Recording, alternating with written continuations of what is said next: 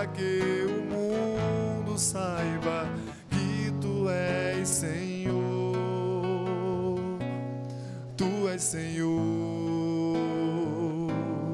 Tu és Senhor Jesus, Tu és Senhor. O Senhor esteja convosco. Ele está no meio de nós. Anúncio do Evangelho de Jesus Cristo, nosso Senhor, narrado por São Lucas. Glória a vós, Senhor. Aconteceu que, caminhando para Jerusalém, Jesus passava entre a Samaria e a Galileia. Quando estava para entrar no povoado, 10 leprosos vieram ao seu encontro. Pararam à distância e gritaram: Jesus, mestre, tem compaixão de nós. Ao vê-los, Jesus disse: Ide apresentar-vos aos sacerdotes. Enquanto caminhavam, aconteceu que ficaram curados. Um deles, ao perceber que estava curado, voltou glorificando a Deus em alta voz. Atirou-se aos pés de Jesus, com o rosto por terra, e lhe agradeceu. Atirou-se aos pés de Jesus, com o rosto por terra, e lhe agradeceu. E este era um samaritano, um estrangeiro. Então Jesus lhe perguntou: não foram 10 os curados? E os outros 9, onde estão? Não houve quem voltasse para dar glória a Deus, a não ser este estrangeiro? E disse-lhe: levanta-te, vai, tua fé te salvou.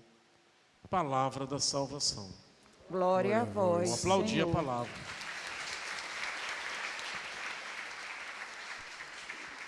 Mais forte.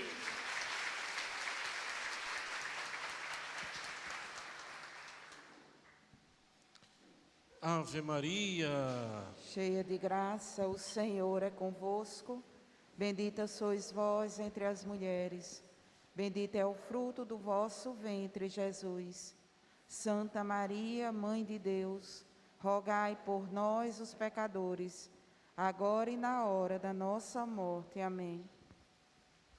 Eu fiquei muito impressionado com o Evangelho de domingo, as bem-aventuranças. A tradução na Bíblia de Jerusalém, felizes, felizes. Em outras Bíblias, vem outra expressão, bem-aventurados. E no Evangelho de Mateus, essa foi a primeira grande pregação de Jesus. Mateus, ele fala sobre as 5 grandes pregações, os 5 grandes discursos de Jesus. As bem-aventuranças, o Sermão da Montanha, que é a síntese da lei, foi a primeira grande pregação de Jesus. E sabe o que me chama a atenção? É que a primeira grande pregação de Jesus, qual é o tema? A felicidade. Ele vai na ferida do ser humano. Ele sabe como mexer com as pessoas. Ele sabe o que atrai. A primeira grande pregação de Jesus, o tema foi a felicidade humana. Bem-aventurados. Ele apresenta 8 categorias humanas, se é que eu posso dizer assim. 8 grandes situações, se é que eu posso dizer assim. Um quadro de conjunto com uma realidade ampla e diversa, e ele insere tudo isso no seu querigma e chama a responsabilidade.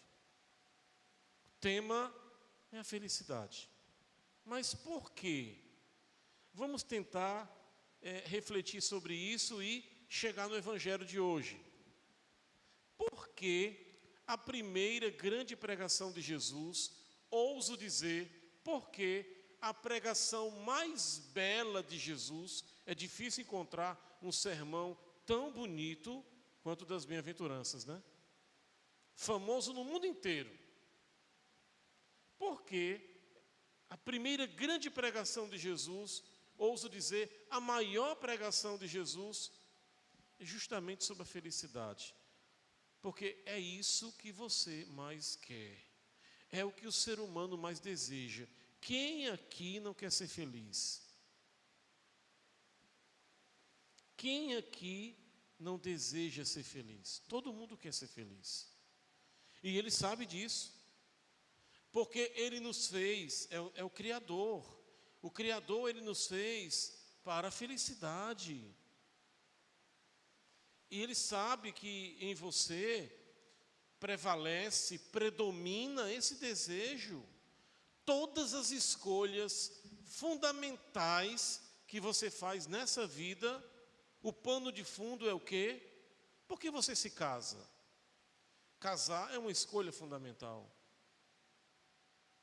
Por que você se sacrifica tanto, estuda tanto para passar no concurso? É também uma escolha fundamental. Por que você quer ser padre? É uma escolha fundamental. Porque eu quero seguir uma vocação, a realizar um projeto, todas as escolhas importantes na vida, o norte, o impulso, o desejo, a meta, o objetivo, é o que, minha gente? Quero ser feliz. Quando você escolhe alguém para se relacionar, porque você quer ser feliz. Mas o problema é que muitas vezes, ouso dizer, quase sempre nós buscamos a felicidade onde ela não está. Você concorda comigo? Quase sempre o padre George, Tácito, quase sempre Iago, Lucas, quase sempre nós buscamos a felicidade onde ela não está. E vou fazer um complemento. Muitas vezes, quando buscamos essa felicidade, o que a gente encontra? Misérias. Misérias. O que fica? Uma frustração enorme. E aí, com base nessa frustração, você vai ser obrigado a conviver, você passa a ter que conviver com um buraco, com um vazio, e você não se dá conta. Sabe por quê? Porque atrelada a essa felicidade, existem outras questões. Por exemplo, a minha esperança. Ninguém consegue viver sem esperança. Por que uma pessoa comete suicídio? Porque ela não consegue viver sem esperança. A questão é, onde está a minha esperança? Muitas vezes, percorre o mesmo caminho. Quero a felicidade, corro atrás, mas o caminho não é o caminho que me leva a ser feliz. Então é por isso que Jesus, na sua primeira grande pregação, ele vem com essa expressão, archirei. É a tradução mais fidedigna do termo bem-aventurados do hebraico. Archirei quer dizer, Tácito, vamos marchar, vamos trilhar um caminho nessa estrada. Archirei, vamos progredir neste caminho, não queira outro, o caminho da vontade de Deus. Quando você vai para o grego, aí vem outra expressão, Makarios, quer dizer afortunado, feliz, bem-aventurado. Mas Jesus, quando pregou, ele não pregou em grego, ele pregou em hebraico. Em hebraico está lá, arshirei, marchar, trilhar, progredir. Eu quero permanecer focado nesse propósito. O caminho que eu quero é a meta que o Senhor estabeleceu, é o horizonte que o Senhor estabeleceu para eu alcançar a tão sonhada realidade, a vida feliz, a vida beata, a vida virtuosa. A primeira grande pregação de Jesus fala sobre isso, a felicidade. Todo mundo aqui quer ser feliz. Mas por quê? Muita gente não consegue. Às vezes você até consegue compreender alguma coisa, né? Você até entende certas coisas. Você foi vítima de uma injustiça, você foi enganado. E aí a gente até que compreende porque você está chorando, está sofrendo, não está feliz naquele momento. Mas eu não quero me prender a isso. Eu quero falar aqui de uma maneira mais profunda, no mais profundo da realidade. Nós, quase sempre, frequentemente, buscamos a felicidade onde ela não está. Então eu queria que você tomasse posse dessa informação. Porque agora nós vamos para o segundo momento. Eu quero que você abra agora o seu coração. Porque Deus quer falar com você. Abra o seu coração. E vamos nos inserir nesse evangelho de hoje. Aconteceu que, caminhando para Jerusalém, Jesus passava entre a Samaria e a Galileia. A vida de Jesus é uma caminhada. Interessante que em Lucas, é no capítulo 9, versículo 51, que ele toma a decisão de ir a Jerusalém em sua última viagem. E um dos motivos, uma das forças motivadoras, sabe qual foi? Ele quis ser acolhido numa aldeia de samaritanos e não foi. Os samaritanos rejeitaram. E hoje aqui ele cura um samaritano.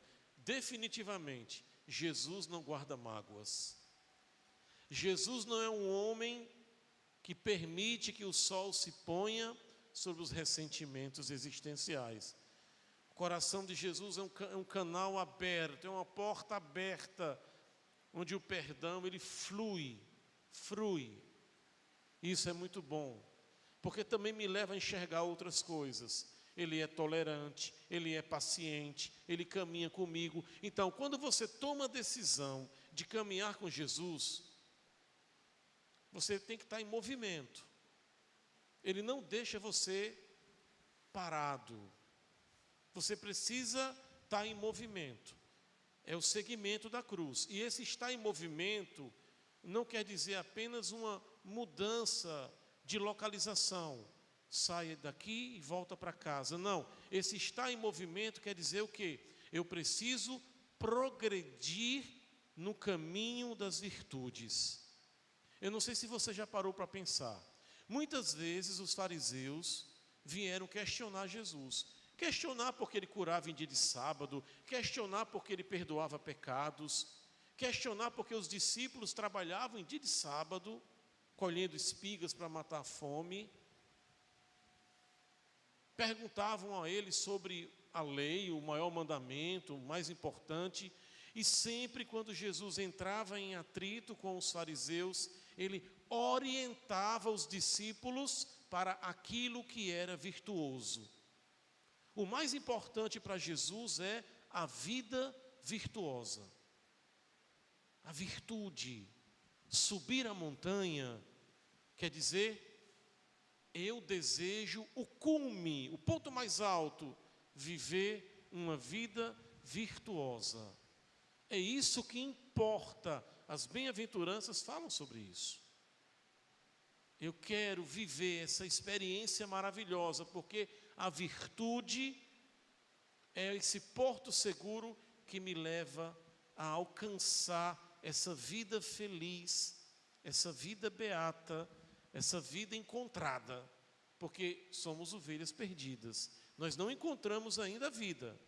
Diz São Paulo em Colossenses capítulo 3, olha para o alto, buscai as coisas do alto, porque a vida está escondida em Cristo.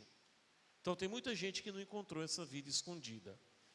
Mas aqui, Jesus está caminhando rumo a Jerusalém, e aí ele entra no povoado, e 10 leprosos vieram ao seu encontro, sendo que esses 10 leprosos ficaram a uma certa distância de São Lucas. Vamos refletir sobre isso?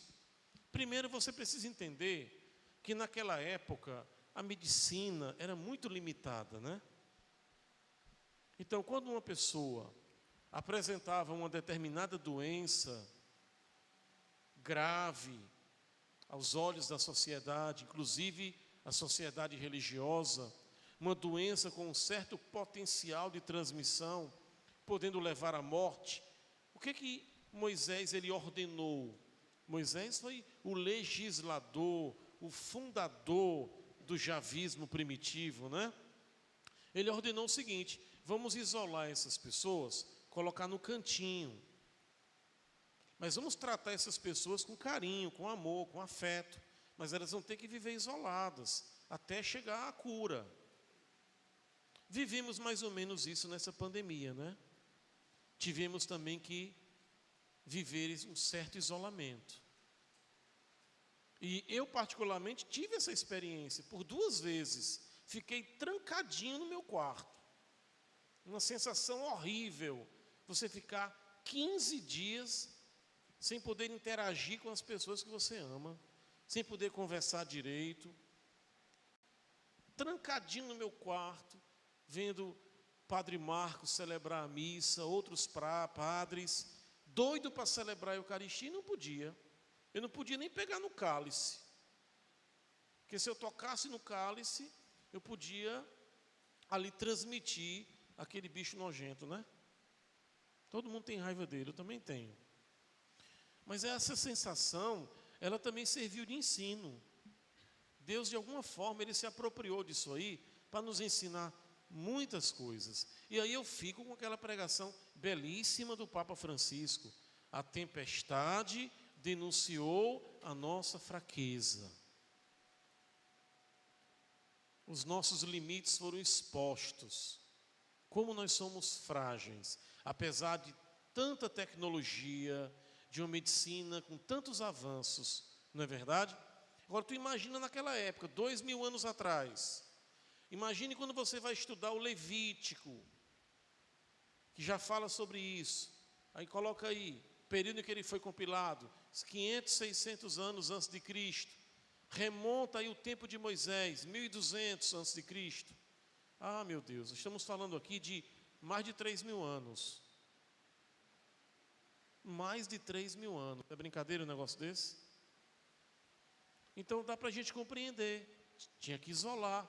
Agora não podia haver preconceito, falta de amor. Só que o judeu, ele não pensa como a gente. Para o judeu, a palavra bênção quer dizer barak. Bênção é aquilo que eu posso quantificar. Bênção é aquilo que eu posso mensurar, tocar, ver com os meus olhos. Então, o que é bênção para um judeu? Sobreviver a uma guerra. A sobrevivência em si. O que é a bênção para o judeu? A longevidade.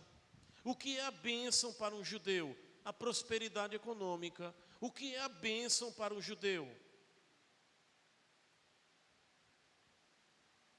Essas 3 grandes questões que eu acabei de falar. A longevidade, a sobrevivência, a prosperidade econômica e a fecundidade. A primeira bênção que Deus nos deu no Gênesis foi a fecundidade e a autoridade depois. Então é isso que vale para o judeu: prosperidade, longevidade e fecundidade, porque você pode ver, tocar, sentir, mensurar, não fica no mundo das ideias. Você está compreendendo? Então, se você adoece, lepra, te afasta. Isso não é sinal de bênção de Deus. Tem alguma maldição na tua vida. E isso gerou muito preconceito. E é claro que todo e qualquer tipo de preconceito não é agradável aos olhos de Deus.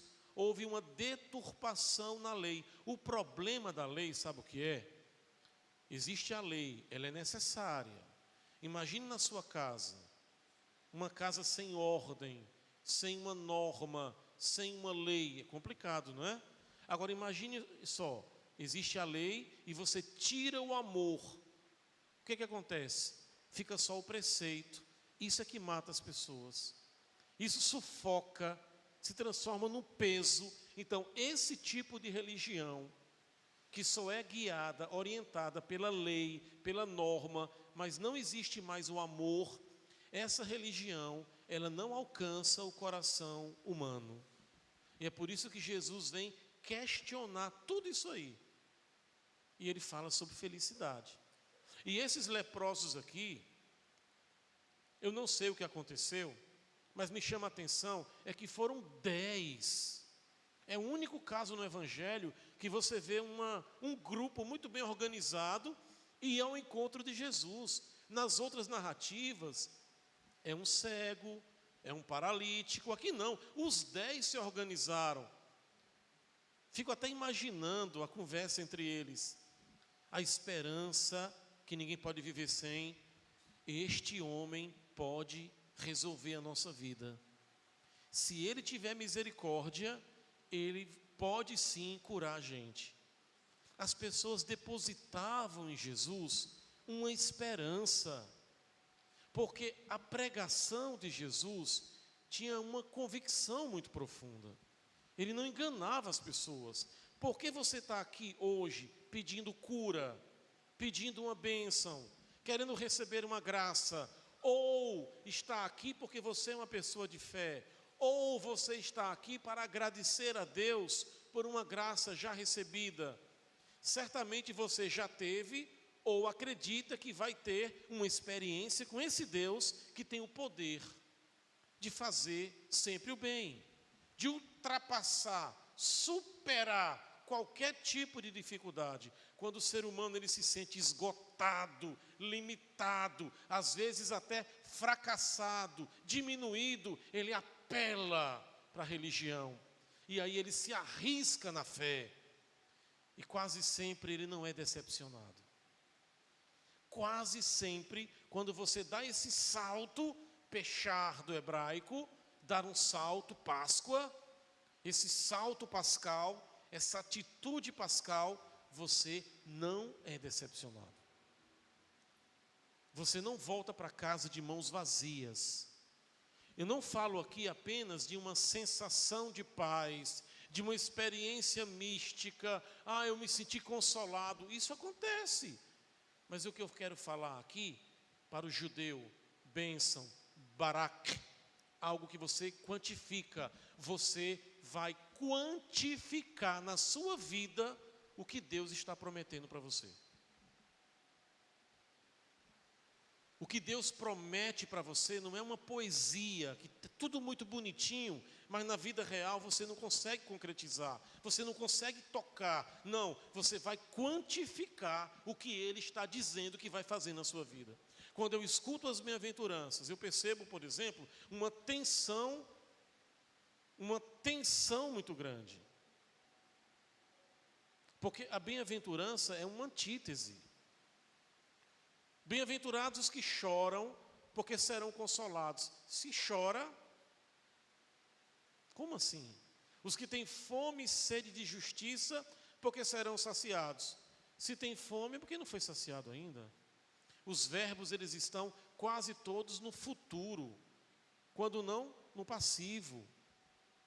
É um problema que não tem solução. O discurso de Jesus parece que é fora da realidade, só que tem uma novidade. Quando Ele olha para você, os mansos herdarão a terra. Quando Ele olha para você e diz, os misericordiosos serão perdoados. Quando ele olha para você e diz, os pacificadores serão chamados filhos de Deus. Quando ele olha para você e diz, os que têm fome, sede de justiça serão saciados, ele está dizendo o seguinte: eu estou trazendo o reino de Deus. Eu estou trazendo o céu. Eu sou a garantia de que essa promessa será quantificada. Eu sou a garantia de que esse projeto vai dar certo. Esse processo vai se realizar. Essa dificuldade que você enfrenta terá uma solução. Jesus é a própria quantificação de tudo aquilo que o Antigo Testamento prometeu e que muitos no passado morreram na espera. É por isso que você está aqui lotando essa casa de oração, porque você sabe que Ele tem poder. Ele tem poder. E não fique aqui imaginando que o que você está pedindo, você vai receber daqui a muito tempo, daqui a muitos anos. Não. Da mesma forma que eu não posso mensurar aqui uma cronologia exata, mas eu posso dizer com exatidão, você vai quantificar isso aí. Porque Deus não é homem para mentir. Cadê Tasso para tocar a primeira música? Né? Deus não é homem para mentir. Ele faz a promessa e ao mesmo tempo Ele é a realização da promessa. Agora me chama a atenção porque esses leprosos foram ao encontro de Jesus, mas se eles, aqui, veja que eles, deixa eu explicar melhor, como diz o Evangelho, olha, quando estava para entrar no povoado, 10 leprosos vieram ao seu encontro, pararam a uma distância, porque a lei exigia isso. Ninguém podia tocar no leproso, ninguém podia abraçar o leproso, se bem que Mateus 8 diz que Jesus tocou no leproso, Ele quebra os paradigmas, mas aqui ficaram a uma certa distância. Olha, existem problemas na vida, que se você não sabe cuidar, administrar, resolver, é melhor você manter uma certa distância, porque tem uma outra pessoa que vai resolver, curar esse problema, é Jesus. Às vezes a gente quer ficar muito perto, porque a gente acha que a nossa proximidade vai resolver, e às vezes não resolve, às vezes atrapalha, às vezes uma certa distância é o melhor caminho. Eu sei que é doloroso o que eu estou dizendo aqui, mas dependendo da tua realidade, porque cada caso é um caso, né? A gente precisa também quantificar. Amar à distância é o melhor que você pode fazer hoje, porque se chegar muito perto, tem a parábola do porco-espinho, vai acabar se machucando. Jesus, Ele sabia quando era possível, quando era necessário curar, impondo as mãos, abraçando, dando um cheiro, dando um abraço, um beijo, colocando no colo, mas também Ele sabia quando era necessário fazer a cura a uma certa distância. É claro que aqui eu estou fazendo uma outra leitura, porque do ponto de vista teológico, bíblico, o que justifica essa postura dos leprosos era simplesmente o cumprimento de uma lei naquela época, que dizia que os leprosos não podiam se aproximar dos homens santos, dos profetas. Eles tinham que manter uma certa distância. Eles se sentiam a escória, o lixo da sociedade, o preconceito, a discriminação. E aí eu posso trazer para a nossa realidade quantas pessoas que nós conhecemos que sofrem ainda hoje dessa discriminação, desse preconceito. E o pior, existem pessoas que se utilizam da própria religião para legitimar um certo tipo de preconceito que nunca foi do agrado de Deus. Parece que tem pessoas que não conseguem discernir que é possível não aceitar determinadas coisas, mas respeitar. Parece que não aceitar impõe uma outra realidade. O que eu não aceito, eu não preciso respeitar. Não é assim, né? Você pode não aceitar, mas você precisa respeitar. Respeite, eu gosto do Vasco. Eu sei que você não aceita. Principalmente depois dos 4-0, né, Tassi? Eu sofri tanto, rapaz, tanta pirraça. Mais de 70 telefonemas, todo mundo falando no celular e eu não respondi nada, viu? Respeite o Vascão. Ninguém é obrigado a aceitar, mas respeite o Vascão, né? Tá bom? Então, você pode até não aceitar, mas precisa respeitar. Tem um versículo bíblico que Jesus ele fala para os discípulos: quem não está contra mim, está a meu favor. Pensa um pouco nisso aí. Mas eu quero também aqui abordar uma outra coisa. 10 foram ao encontro dele, querendo a mesma coisa. Mestre, tem compaixão de nós? O movimento da compaixão é uma característica lucana. É o evangelho da mansidão de Jesus, é o evangelho da misericórdia. Ele sente a dor do outro, põe-se em movimento sempre para curar. É o evangelho que acontecem muitas curas. É o evangelho onde Jesus mais cura, porque ele é médico das almas. E quem escreve é um médico também, Lucas. Então, 10 foram ao encontro de Jesus, mas apenas um voltou para agradecer. A gente pede demais, né? Pede, pede, pede, e quando recebe a graça, parece que esquece. Quem te curou não foi um médico, meu irmão. O médico foi um instrumento. Quem te ajudou a superar aquela dificuldade, a resolver aquele problema, não foi o teu amigo, não foi aquele familiar. Não, eles foram instrumentos. O princípio, a mão poderosa que desceu do céu, foi a mão de Deus.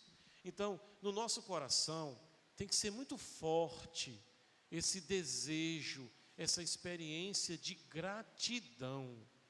Obrigado, Senhor. Eu te louvo, Senhor. Vocês viram aqui a postura desse leproso? Olha que coisa linda. Eu cheguei até a ler 2 vezes aqui na proclamação do Evangelho. O leproso, em alta voz, ele vinha louvando a Deus. Atenção, esse leproso não era religioso, viu? Ele não era judeu. Ele era um samaritano, estrangeiro. Ele, em alta voz aqui, atirou-se aos pés de Jesus, com o rosto por terra, e lhe agradeceu. Eu vejo aqui humildade, fé. Ele não era um homem religioso, mas ele tinha fé. Cuidado, você pode ser um religioso, mas não ser um cristão. Tem que ter muito cuidado com isso. Todo cristão é um religioso, mas nem todo religioso é um cristão. Concorda comigo? Então aqui, ó, ele atirou-se aos pés de Jesus, com o rosto por terra, e lhe agradeceu. O gesto de humildade, o gesto de fé. A minha fé, para chegar lá em cima, ela tem que ser humilde.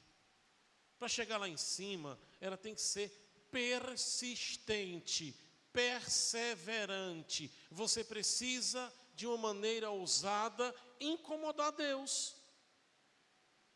Tem que bater na porta. Abriu não, continua batendo, tem que insistir. Às vezes Deus, ele fica olhando você. E ele quer ver se realmente o que você quer, se realmente é isso que você deseja. Porque muitas vezes a gente pede, mas no fundo, não é o que a gente quer. O que você acha que está faltando para você ser feliz? Pense aí. Um concurso. E tuas convicções? Por que você não estuda? Por que você não estuda?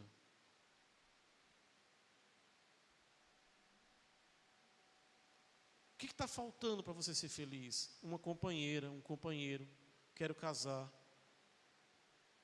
Faça uma avaliação.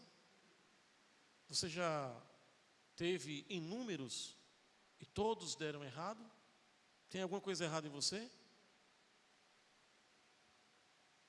Todas as vezes que fracassou, o motivo foi sempre o mesmo? Será que não seria bom buscar um tratamento? Também pode ser o seguinte, não chegou a hora. Concordo. Tem gente que namora, e depois que começa a perder a esperança, acha que vai ficar sozinho, sozinha, aí Deus vai e manda, né? Aí manda e casa e é feliz. A vida é uma surpresa, mas também é uma construção. É um desafio. Mas não é bom ficar perdendo oportunidades. Não é bom, bênção, barak, é aquilo que a gente pode quantificar. Está em suas mãos, perca não. Quer constituir família? Eu já vou logo dizendo para você. Tem que saber perder, tem que fechar os olhos, tem que aguentar muita coisa, engolir a raiva, mas é bom, vale a pena. Nem sempre você vai para o restaurante que você quer, às vezes tem que acolher os amigos dele, as amigas dela em casa, e tem aquele que você não gosta, mas é isso mesmo, é conviver. O mundo seria extremamente chato se todo mundo fosse igual a você. Se todo mundo pensasse como você pensa. Se todo mundo só gostasse das coisas que você gosta. Eu acho que o mundo seria um porre. Seria um saco. Como também seria insuportável, de repente, a tecnologia dizer para nós: encontrei uma fórmula mágica, todo mundo agora pode viver 200 anos. Eu não sei se isso seria muito bom. Porque quem chega aos 80 já tem tanta história para contar, entroncamentos e entrechoques, e agora tem que viver até os 200 anos com a mesma pessoa. Né? Amém. Mas vamos fechar os olhos agora um pouquinho, né? Fechar os olhinhos. Vamos cantar, Tácito? Vamos escolher uma canção aí que está no seu coração. Eu acho que hoje todo mundo aqui pode fazer essa experiência. Qual é a lepra que existe em mim? Qual é a doença espiritual que eu carrego na alma? É a minha cegueira? É o meu orgulho? É uma mágoa? Porque a lepra, ela caracteriza a presença de manchas, né, no corpo. Naquela época era assim. Então, o que é que está manchando hoje a sua alma? O que é que está comprometendo a sua vida hoje? Durante essa canção, vai refletindo um pouquinho. Fecha seus olhos agora. Vamos rezar.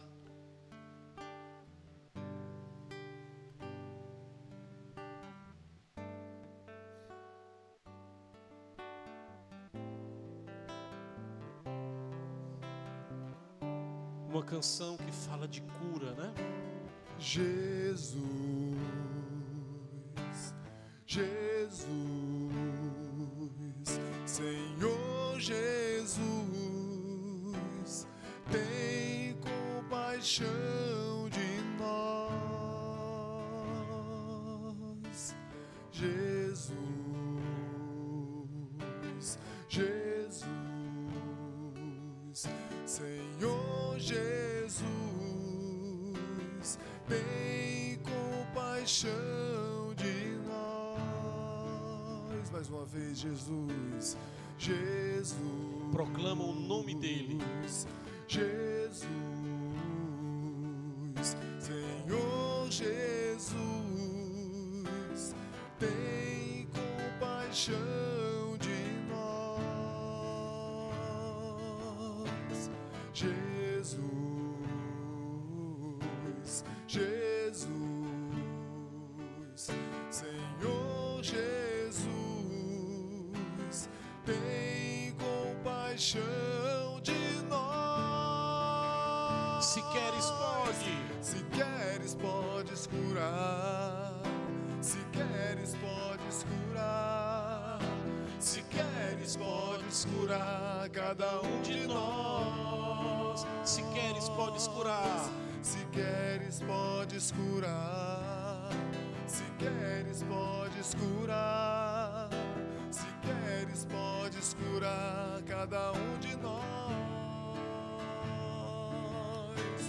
Jesus, Suplica a cura nesse momento. Jesus, Peça a cura do Senhor. Senhor Jesus,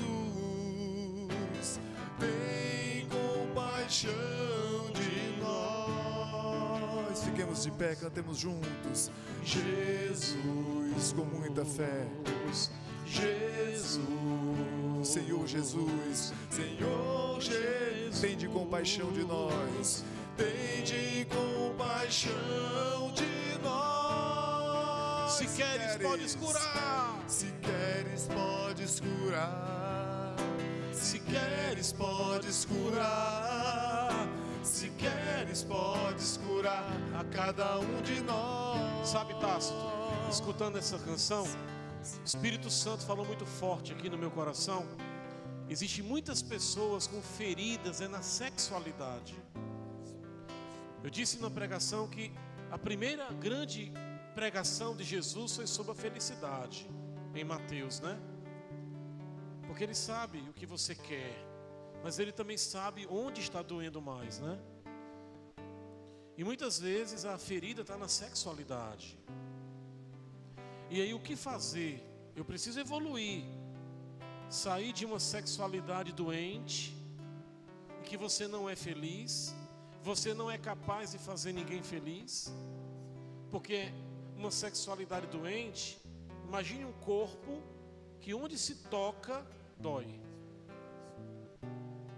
Você precisa ascender para uma sexualidade pascal. Sexualidade você não vai reduzir a genitalidade. Sexualidade é o ser da pessoa, né? É a pessoa. Sexualidade pascal é um caminho de subida, ó. É o caminho de Jericó a Jerusalém. Às vezes um pouco íngreme, né? Subida, mas se não for esse o caminho, não sai do canto não. Ascender para uma sexualidade pascal, que significa não só curar as minhas feridas, mas também aprender a conviver com elas. Porque existem feridas que a própria natureza, ela não vai ser curada de um dia para o outro. Esses 10 leprosos, eles não foram curados imediatamente. Não sei se vocês perceberam. Jesus não impôs as mãos e todos foram automaticamente curados. Não, eles foram curados na medida em que estavam caminhando para Jerusalém. Perceberam isso? Isso quer dizer que eles foram curados com o tempo.